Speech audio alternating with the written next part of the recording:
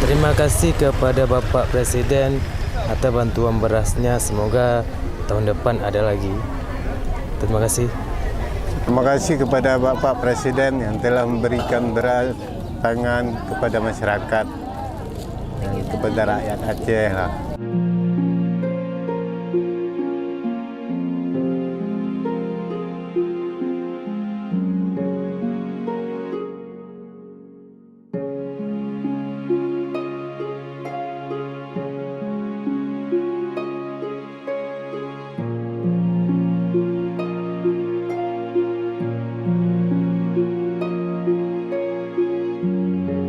Pak Presiden, terima kasih Bapak telah memberikan kami bantuan pangan yang sangat berharga ini. Walaupun sedikit tapi sama kami sangat berarti. Karena kami masyarakat bawah ini sangat membutuhkan yang makanan pangan. Kalau bisa lebih baik lagi Pak, kalau bisa lebih banyak lagi dikasihnya.